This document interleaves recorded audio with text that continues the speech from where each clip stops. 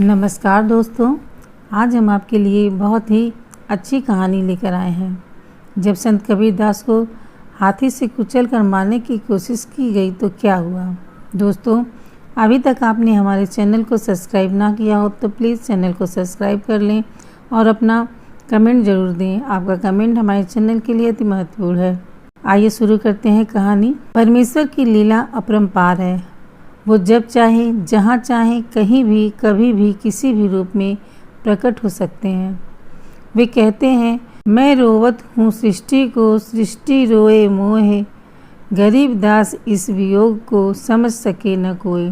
परमेश्वर चारों युग में प्रकट होते हैं। सतयुग में सत स्वीकृति नाम से, त्रेता युग में मुनीन्द्र नाम से, द्वापर में करुणामय नाम से और कल युग में अपने वास्तविक कबीर नाम से आते हैं। उनका पृथ्वी पर आने का उद्देश्य जीव आत्माओं को तत्व ज्ञान से परिचित करवाने का और उनका मोक्ष करने का होता है। इसी उद्देश्य से प्रत्येक युग में प्रत्येक परमहंस पुरुष वे सत्य लोक को छोड़कर मृत्यु लोक में आकर अपने तत्व ज्ञान का प्रचार करते हैं। आज से लगभग 6 वर्ष पूर्व भारत, जिसे जम्बूद्वीप भी कहा जाता है, इसके उत्तर प्रदेश राज्य के काशी नगर में सन 1398 में शिशु रूप में लहरतारा नामक तालाब में कमल के फूल पर सशरीर सतलोक से आकर प्रकट हुए और 130 वर्ष लीला करके अपनी इच्छा से सशरीर सतलोक चले गए। इस दौरान उन्होंने बहुत से चमत्कार किए, बहुत से लोगों का दुख दूर करके उनको सुखी जीवन प्रदान किया। उन्होंने अपने तत्व ज्ञान को लोकोक्तियों, साखियों, कविताओं और दोहे के माध्यम से लोगों तक पहुंचाया। वे शास्त्र अनुकूल ज्ञान दिया करते थे, जिससे सुनकर बहुत से लोग उनकी शरण ग्रहण करने लगे। लोगों को लाभ होने लगा, जिसके कारण से अन्य ब्राह्मणों, ऋषियों, पंडितों, काजी व मुल्लाओं के पास लोग कम जाने लगे, मानो जैसी उनकी दुकान बंद होने लगी। काजियों, मुल्लाओं, ब्राह्मणों, पंडितों ने ईर्ष्यावश होकर अपने अपने तरीके से कबीर परमेश्वर का विरोध करना शुरू कर दिया। ज्ञान चर्चा में जब नहीं हरा पाए तो हिंसा पर उतर आए। इतिहास गवाह है कि परमेश्वर कबीर साहब जी को हिंदू मुसलमान धर्म के गुरु और पीरों द्वारा कितना पीड़ा उठानी पड़ी। उनके जीवन काल में दुष्ट लोगों ने उनका पुरजोर विरोध किया और उनके नकली गुरु पीरों के झांसे में आकर परमेश्वर कबीर जी पर 52 बार उन पर जुल्म ढाए। उनको मारने की कोशिश की गई और उन्हीं में से एक थी कबीर जी को खूनी हाथी से मरवाने की कोशिश। राजा का हुक्म है और पूरे गांव में सूचना दे दी गई। सुबह 5 बजे कबीर साहब को खूनी हाथी से कुचलकर मौत के घाट उतारा जाएगा। इसलिए सभी नगर निवासी सजा देखने दंडित गृह पहुंच जाएं। और सभी नगरवासी आपस में बात करने लगे।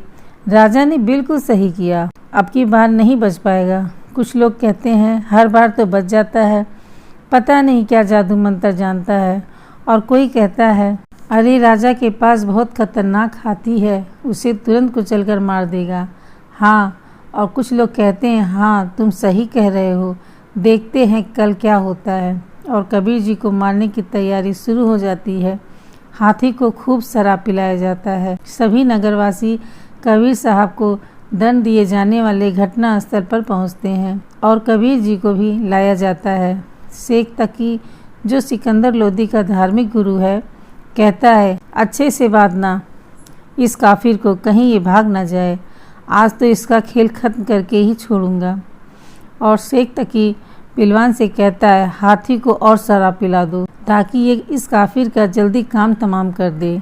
और वहाँ बैठे नगर वाले कहते हैं आज तो जुल्हा तुरंत मर जाएगा, आज तो खूनी हाथी उसे मार ही डालेगा, आज ये नहीं बचेगा। दिल्ली के राजा सिकंदर लोदी घटना स्थल पर आते हैं। सब सिकंदर लोदी का जय जयकार करता है और राजा सिकंदर लोदी कहते हैं दंड प्रणाली शुरू की जाए। और जब हाथी कबीर जी को मारने जाता है तो उसे कबीर जी के सामने शेर दिखाई देता है। उसे देख हाथी पीछे भाग जाता है। दोबारा फिर हाथी को लाया जाता है तो हाथी को के सामने से गरजता हुआ शेर दिखाई पड़ता है, जिससे हाथी डर जाता है और वह कबीर जी को नहीं मार पाता।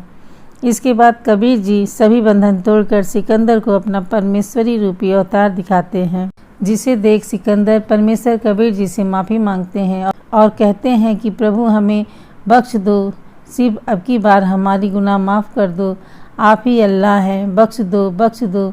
इस प्रकार कहता है और कहता है मुझे बख्श दो, आप ही अल्लाह हो, मैं आपको पहचान न सका, स्वयं अल्लाह पृथ्वी पर आया है, आप मुझे बख्श दो। इस प्रकार सिकंदर लोदी कहता है। कबीरदास जी कहते हैं राजन, अपने धार्मिक पीर शेख तकी की बहकावे में आकर ऐसी गलती ना किया करें।